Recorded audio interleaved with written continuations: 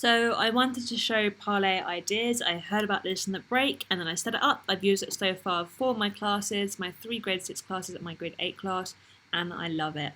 When you sign in, the account is free until the end of the year because of all the school closed down, all the schools that are closed down, and it's really easy and intuitive to use. I believe even if when that free account has run out, I believe there is still a certain amount of round tables which are free. So round tables are like activities that you do where your students respond, and there's two types. There's the online type, which doesn't necessarily mean like online like how we are all in different buildings now working. It could be online as you're working in your classroom. It just means on the screen. So there you give students some stimulus. It could be a video, an article, it could be some of your own writing, it could be a combination. They all respond, and then you and the students can respond on each other's posts. And it gives you loads of data to show you how active everyone's being, how much people are responding to each other. The face-to-face like live version, you could do it online like we're teaching now with video calls, or you could do it in the classroom. And what happens is you have some responses, some questions or prompt at the beginning, and it has a space so students can write their live notes, and then it's an actual live discussion where you are talking. So as one student is talking, other students can be typing their notes, but they can also tick that they want to contribute. So maybe they have a new idea to contribute, or they want to argue with the thing that the other person's saying, and so it kind of pops up. So you as a teacher can say, oh, okay, I can see that James wants to speak, go ahead, James. Or it might have a whole bunch of students and they can vote on each other's ideas. The whole point of Parlay is to try and get everyone to kind of contribute equally. Obviously, there's still going to be some kids who are shy, still some kids who maybe are new to English. And so you can, as a teacher in that live version, see their notes, which really is very nice, because even if they don't say anything verbally, you can still see their ideas. In the version that I have done already, and I'm going to show you, it also keeps the kids anonymous, and I think in both versions really, so that they don't feel embarrassed, especially if they are, maybe they have problems with their writing or they are new to English. They're much more confident when they're writing anonymously. So I'm going to show you one that I've done and the data it provides. I do want to show that when you log in, it has some really cool stuff, including New to Parlay, which is this Google folder full of absolutely everything that you could ever need to begin, from videos to presentations. Even if you go in and you go to set up, say I'm going to do my first live presentation, which I haven't done yet, but all I did before was I ticked here just to see how it looked, and there's 2 videos here to help you. One which you show the whole class. I actually watched this first and thought it was super useful to help me understand, and then the other one to help you set up.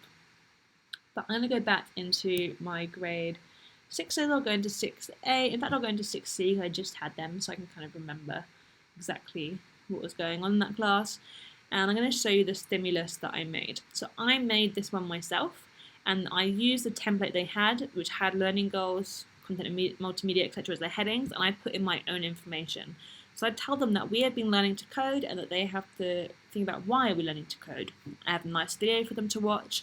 I remind them of the ATLs, and I remind them of the IB learner profile. And then their scenario is that Dr. Siva Kumari has said that she's going to ban coding in all IB schools. So they have to write her a letter and say why particularly in IB schools we should learn to code. So they have to use the ATLs and IB learner profile to justify their answers.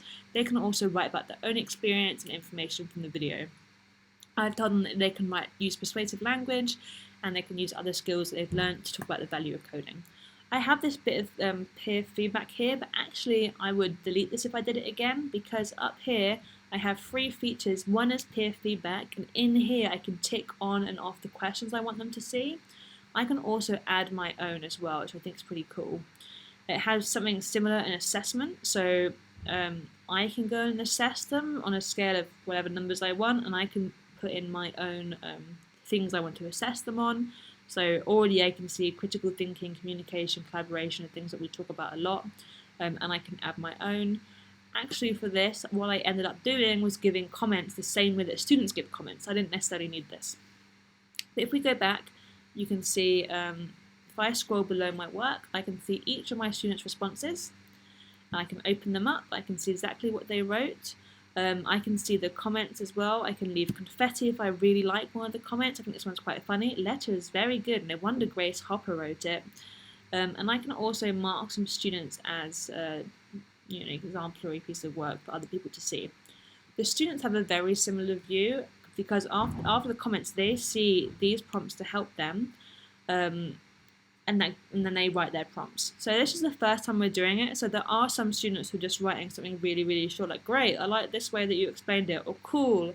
And I'm trying to get them to realize that's not necessarily helpful. Like, looking at these prompts might make you give more constructive feedback. So you can see another one.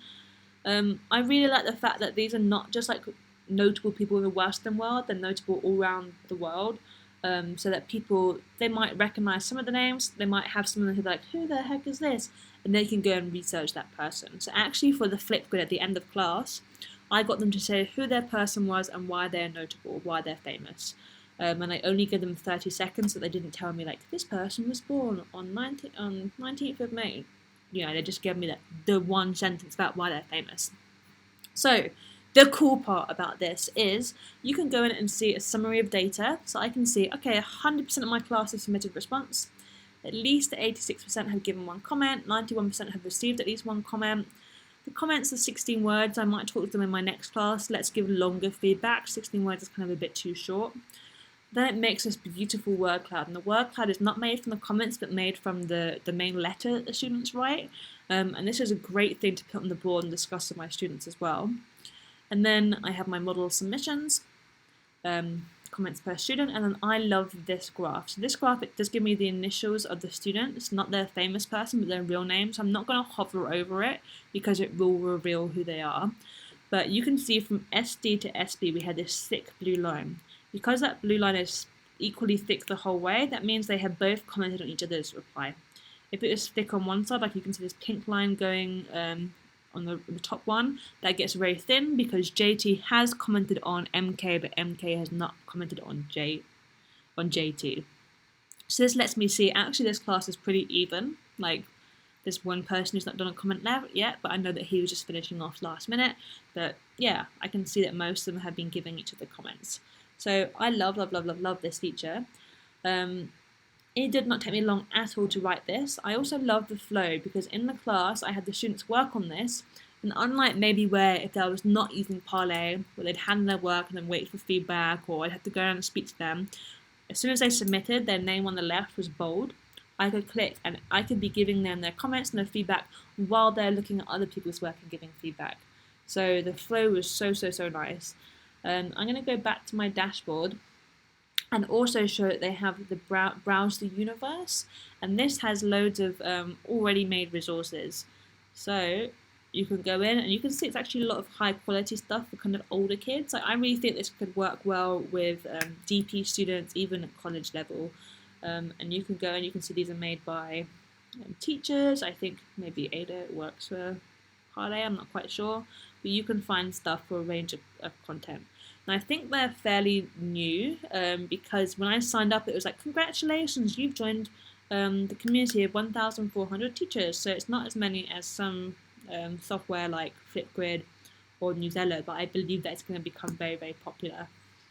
I think this will mean that their range of stuff grows. Maybe they'll eventually have like an IB section. I know that when I'm looking up here, they don't really have design. They have STEM, they have topics of the future. This is under innovation, so I can go in and find some stuff there. But yeah, I think it's really cool. Even the content that they have here, some of it, I mean, I teach grades 6, 7, 8, some of it might be a little bit too advanced for them, but we do talk about the UN Global Goals in every unit, so I can still look at here and get some ideas to get me started. And you can see like this example here, loads of text, loads of videos, but you could equally do one which is a short paragraph and then it's focusing on their responses. Hopefully that helps you understand how Parlay works and why it's so good. If you end up using it, give me some tips as well because I'm a newbie too. Thanks.